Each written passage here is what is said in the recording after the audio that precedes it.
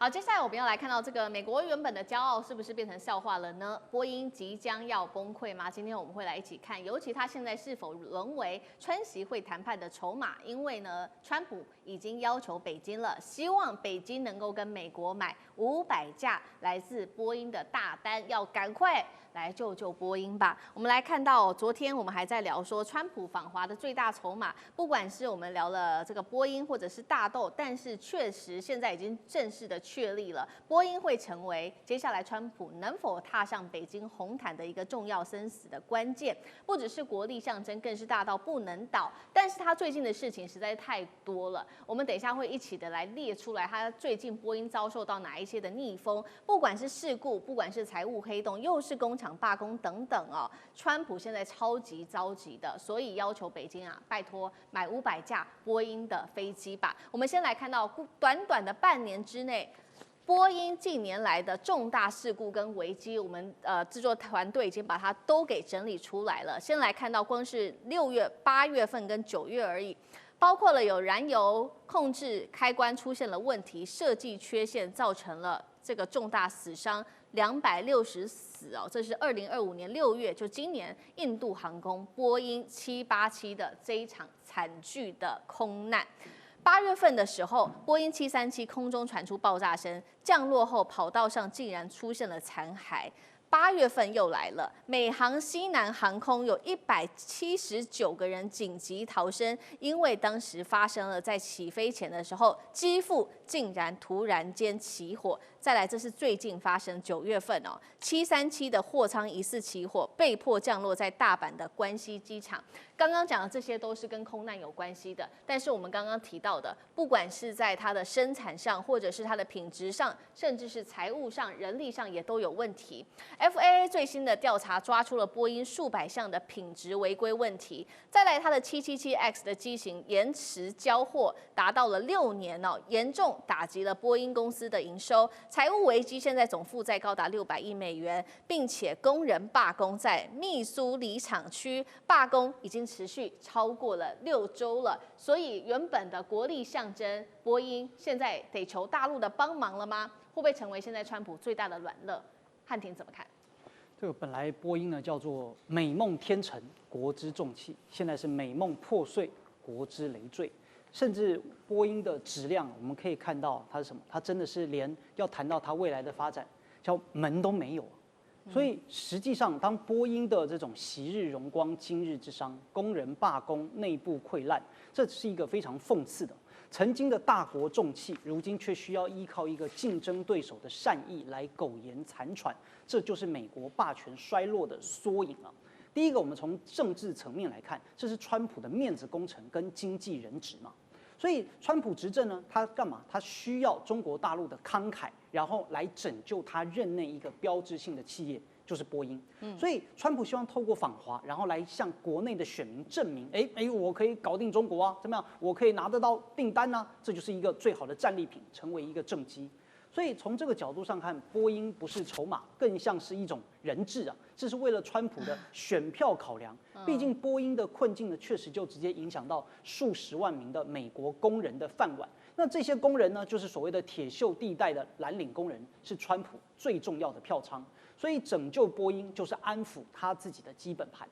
那第二个，我们来看到经济层面啊，就波音的大，虽然曾经说是它的护城河，但是它的大也成为美国政府的沉重负担，因为它的市场选择跟政府之间的干预啊，非常的严重。目前波音它之所以还能卖得出去，很大的程度呢，已经不是基于它自己产品的卓越性能，都是因为它受到了美国政府的强力保护和扶持，对不对？就是透过这种外交的手段，叫你帮忙买啊，然后这边买一点，那边买一点啊，而且甚至呢，当中的这种官商的勾结，就是波音的安全呢，多次的被 FAA 美国的这个联邦航空的认证标准降低，这是以国家的公信力来为私人资本背书。那为什么呢？因为这所谓的官方的高阶的这个政府部门的人员，就是波音的前高管，对吧？这个下台了之后跑去当官，然后官下台之后又跑去波音。而且第二个，我们再来看到，这也是中美博弈当中的筹码意味。什么意思呢？就是川普的一开始呢是把川普把对华的飞机订单当成一个政治筹码，他就是需要大陆的采购来维持波音的现金流。这种从施压到求助的转变，其实也是整个美国对中国大陆战略从傲慢到焦虑的缩影，对吧？否则你如果都很强，你如果自己都卖得动，你如果自己很有钱，怎么会需要中国大陆的帮忙呢？而波音目前的这些失败也反映了，就是它的产业的空心化。好，就是为什么你自己制造不动呢？就是因为你实在是制造业的完全出走，再加上一些资本的贪婪。在美国的波音，更多的这些所谓的经费，更多的自由的现金流，大部分都是投于股票的回购，而不是投在研发上的投入。而如果我们相对的，就是中国大陆的商飞，10年来投入超过2000亿元的经费，不断的研发一个长期主义。所以从这件事情当中呢，我们既看到了川普他的政治需要，也可以看到了就是美国对中国大陆一种态度的转变。这个转变其实是一种实力上的转变。所以波音需要中国，是因为美国的经济结构已经变得脆弱，美国的政治体系已经变得短视。好，从这个美国从施压中国变成向中国大陆求救，这蛮有趣的。所以那接下来就是要看说，那如果大陆跟美国买500架波音，那美国又可以给什么？这件事情就可能比较有机会谈下去。另外一方面，我们刚刚讲波音不只是民航哦，大家比较关心的，包括它也是美国很重要的军工巨头。战机，其他的国家现在还敢买吗？还是也是透过外交的手段持续的，还是得不管怎么样，还是得买？张将军又怎么看？我认为美国这个波音企业吧，毕竟是个大企业，它会有一些除错，除错的我不要再犯错了，我除错的机制，只是它除错的机制，你的是迅速除错了，还是延迟除错？可不可以立刻改？我们要立刻缺点改正了，我们叫缺改。你还是说，经过种种的繁复的手续，然后延宕了那么多时间，你再缺改？那你这样的话，造成效率非常低落啊。我认为波音在这方面呢，它的设计上的缺陷跟品质管制不佳，它出了2个问题。设计的缺陷，我们到那飞机的时候啊，比如说我们讲 U2，或者是我以前飞的 F104，它一起飞之后，我们刚一起飞完毕，一离地的速度很小那随时会失速，就要专升。你一起飞就要专升，很危险呢。你怎么专升？速度那么慢，你他妈直接失速掉地上，当场阵亡啊！他就要专升，你不专升，起落架收不起来。因为超过260，起落架超限，你起落架那速度好来很快哦，因为104就是推力很大，它的 J79引擎推力15800磅，你速度马上上来，轮子收不起来，因为你速度太大了，轮子因为气动力它一压的收不住，因为什么？你速度太大了，那你不能太大速度啊，那你就专升，不要保持速度，一专升的时候，在轮子才收得起来，好危险的，那一边起飞大家一起专升，一起飞就要专升。你看哪一架飞机起飞要专升的，是好危险的速度，然后随时一不小心失事坠毁，马上2个飞行员就走了。你2架飞机嘛，那这个是我们讲，换句话，它可以设计的这个你要容许的犯错的空间太小。比如 U2， 我刚刚讲到 U2 哦，你要飞行的时候，你要飞到那个速度，不可以飞到速度超限，翅膀会断掉，因为翅膀很大会断掉。那我的速度小一点，是不是失速？飞机马上掉地上，失速就坠毁了，升力不够嘛。对，所以飞机能够浮在空中是速度的问题，要有速度啊。那你一下超速，一下失速，就那么短的距离，那人稍微一疏忽，飞机就失事坠毁，非常危险。所以波音它这次，尤其是737，它当初那弓角叶片哦，现在是数位弓角，不是传统的弓角，那个我们讲的空速感测器，它是那叶片，它设计的就可以容许一点点，它这样的可能为了省油吧，结果为了容许一点，你飞行员稍微一不留意犯错，飞机失速掉地上。对，那这个换句话，这是设计缺陷。另外一个我们可以讲到的，它容许的空间太小。我们看看它的一下那个起落架轮子掉到外面，那个窗户弹掉，飞机的蒙皮一个大洞，造成飞机呢整个那个气动力都改变。为什么？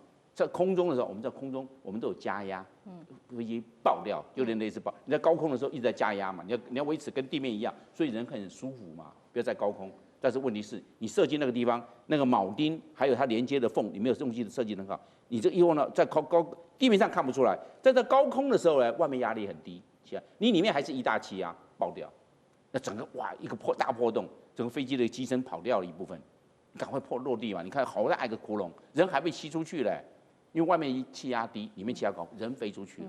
还好你有挂安全带的是安全的，所以我们来看这些都是它可以容许犯错的空间太小，不是每一个人都可以那么的聚精会神，24个小时或12小时一直看到那个，那你一错过，飞机就失事了。另外一个就是我们所讲到的，它的品质管制，它的品质管制出了一个很大的问题。但是我相信它经过这些教训，它会慢慢去除错。我们看去年2024年那个波音大罢工，37000人一共罢工了7个礼拜。对，就是它内部管理是出了很大的问题，我认为他会去做调整，要不然这公司会倒闭。对，那美国愿意它倒闭吗？那么多人要吃饭呢，我认为美国政府会加强要求。好，将军这个第一线亲身经历哦，告诉我们这个有关于波音它直接内部最直接的，不管是品质管制或者设计等等的问题哦，这些都是会出人命的事情哦。那现在我们也看到波音刚刚提到了嘛，除了罢工之外，负债这么高600亿美元，这光是大陆下个500个订单就可以结束这样子的一个问题了吗？还是说川普接下来为了要救他的大公子，会来组成所谓的飞航国家队？厉将军怎么看？我觉得他已经组成了哈，这非常国家队。现在来讲，我们看到从美国川普开始哈，到各个他们的议员、国会的议员来讲话，他每到一个国家去，就叫别的国家要买他的波音飞机哈。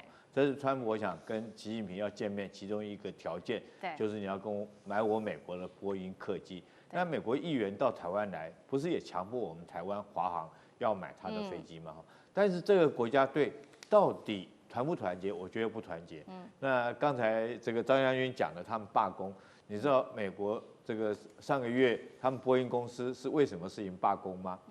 因为他们收了一笔订单，那笔订单叫美国这个 F-47第6代战机的订单，波音公司收到这订单以后，他们公司员工就罢工了。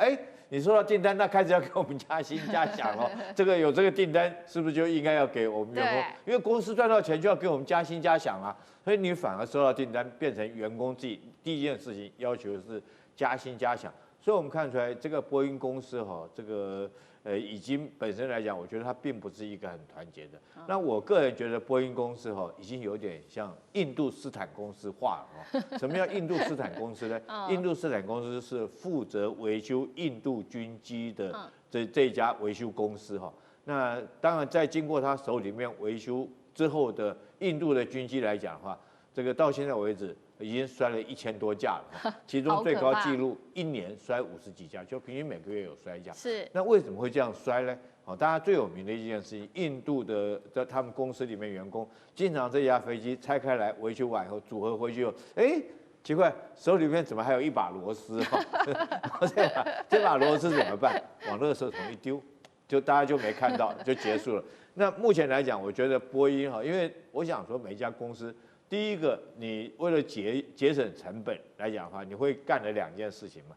第一个就是偷工，第二个减料那你是不是按照你的 SOP 手册，完全按照这个料件的标准规格来买？你如果去买便宜的料件，当然你这个飞机的品质就会有问题。如果你没有按照规定的程序来维修来制造，当然程序也会出问题。